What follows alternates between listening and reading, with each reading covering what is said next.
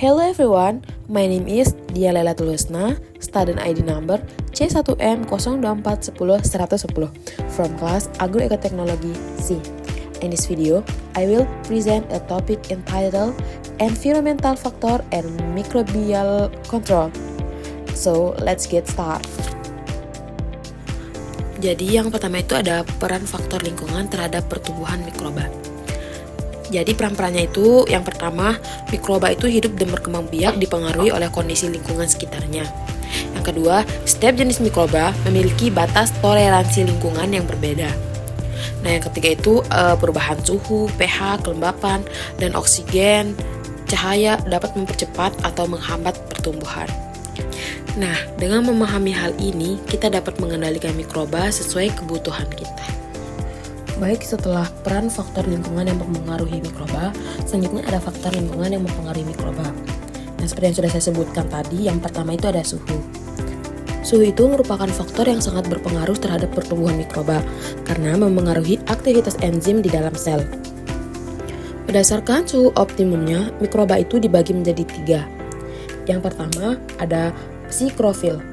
Nah, ini tuh tumbuh pada suhu rendah, seperti 0-20 derajat Celcius. Yang kedua ada mesofil. Nah, mesofil ini tumbuh optimal pada suhu 20-45 derajat Celcius. Yang terakhir ada termofil. Nah, dia ini tumbuh pada suhu tinggi di atas 45 derajat Celcius. Nah, dalam pengendalian mikroba ini, panas juga digunakan untuk membunuh mikroba, misalnya pasteurisasi dan sterilisasi. Jadi yang kedua itu ada faktor pH. pH atau derajat keasaman berpengaruh besar terhadap aktivitas metabolik mikroba. Nah, sebagian besar mikroba itu tumbuh optimal pada pH netral, yaitu antara 6,5 hingga 7,5. pH yang ekstrim juga dapat menghambat aktivitas enzim mikroba. Nah, yang terakhir tuh pengaturan pH juga digunakan dalam industri makanan. Contohnya fermentasi asam.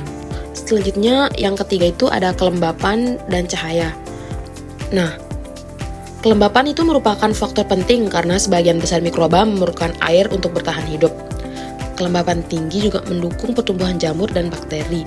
Sedangkan kondisi kering atau kekurangan air dapat menyebabkan sel mikroba mati karena dehidrasi. Nah, selain kelembapan, cahaya juga memengaruhi mikroba seperti sinar ultraviolet dapat merusak DNA mikroba. Sehingga sering digunakan untuk sterilisasi ruangan atau alat laboratorium. Yang terakhir, pengeringan atau desikasi ini juga dapat menekan pertumbuhan dari mikroba. Nah, yang keempat ini ada oksigen dan nutrisi. Jadi, kebutuhan oksigen pada setiap mikroba itu berbeda-beda. Yang pertama ada aerob. Aerob ini membutuhkan oksigen untuk hidup. Yang kedua ada anaerob. Nah, anaerob ini berbanding terbalik dengan aerob, yang dimana anaerob ini tidak tahan terhadap oksigen. Nah, yang ketiga ada mikroaerofil. Nah, dia ini hanya membutuhkan sedikit oksigen untuk bertahan hidup. Nah, yang terakhir ada fakultatif anaerob. Nah, fakultatif anaerob ini tuh fleksibel, dapat hidup dengan atau tanpa oksigen.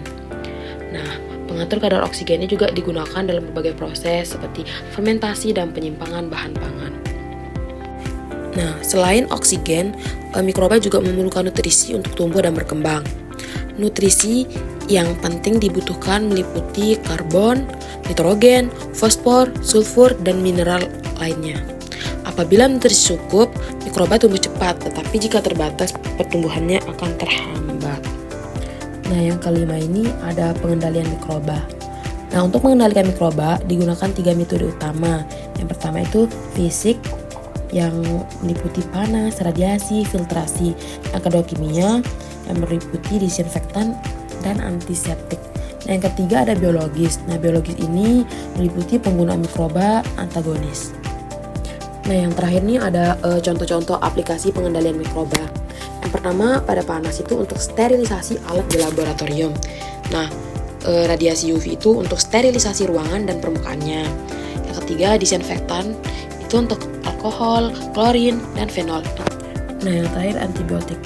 Antibiotik ini untuk menghambat pertumbuhan mikroba pada patogen tertentu. Jadi kesimpulannya itu yang pertama, faktor lingkungan itu ada suhu, pH, kelembapan, cahaya, oksigen, dan nutrisi. Nah ini tuh sangat mempengaruhi aktivitas dari mikroba. Yang kedua itu pengendalian mikroba dilakukan melalui pendekatan fisik, kimia, dan biologis. Dan yang terakhir, pemahaman faktor-faktor ini penting dalam bidang kesehatan, pangan, dan industri. Baiklah, sekian video presentasi saya tentang faktor lingkungan dan pengendalian mikroba. Terima kasih. Sekian, wabillahi taufiq wal hidayah. Wassalamualaikum warahmatullahi wabarakatuh.